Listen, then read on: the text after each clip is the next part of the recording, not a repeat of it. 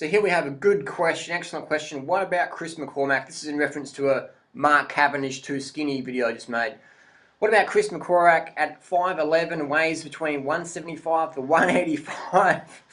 Not sure about that. Pretty versatile athlete, definitely. Can cycle, run, swim, like very people well can. Some say he's the best triathlete of all time, not a stick figure. Well, I say Chris McCormack is a stick figure, and here's a picture of him. I don't know, when you got your ribs sticking out of your chest, I wouldn't call that a healthy weight. Now, here's the thing though. You gotta look like that if you want to swim, ride, and run that fast. That's just how it is. You can't look like Schwarzenegger and go as fast as people like this.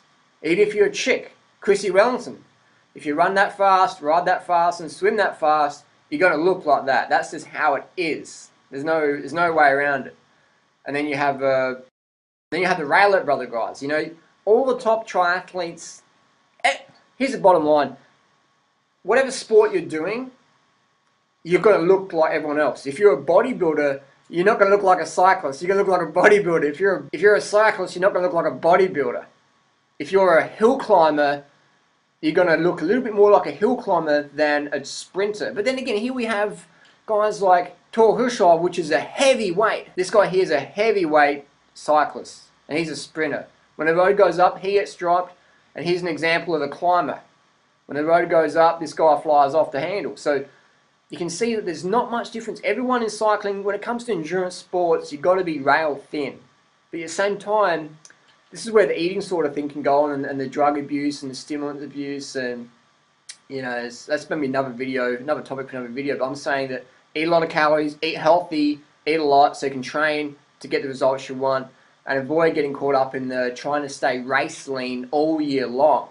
I guess that's a good one, is that people try and stay race fit all year long, and it's normally newbies that do that because they don't understand that everyone has their, 10-15% weight gain over the year, and not everyone can run, that peak level all year long. Maybe it's 4 weeks a year maximum. 4 weeks a year for most top athletes.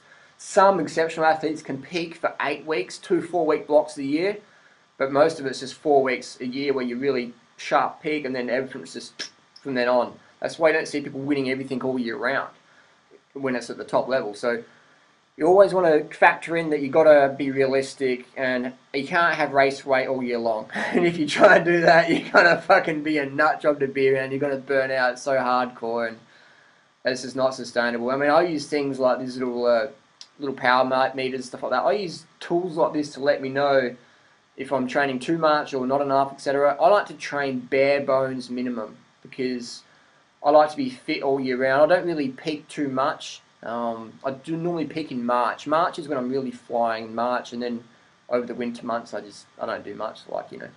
This is my out of shape condition at the moment. 2 or 3 hours a week training. I like to eat, man. I'd rather sit down and eat than go and train. That's the beauty of this high carb lifestyle. Vegan lifestyle, high carb, low fat. You can eat more than you train. I eat more. I spend more time eating than training. And that's a great way to be, is you can stay healthy. Yeah, it's all about health. It's not about starving yourself. It's about feasting. Don't get caught up. Don't do the Jan Ulrich where you starve and then you blow out. That's not what we want. We want to be lean and healthy for life, okay? Healthy is the focus. Focus on health in doubt. If in doubt, focus on health. Thanks for watching. Post your comments and questions down below. We'll do more videos. This is a pretty in-depth conversation. We'll cover this more. Post your questions down below and let's get started. If you want to learn more, subscribe to the cult. Thanks for watching. Peace.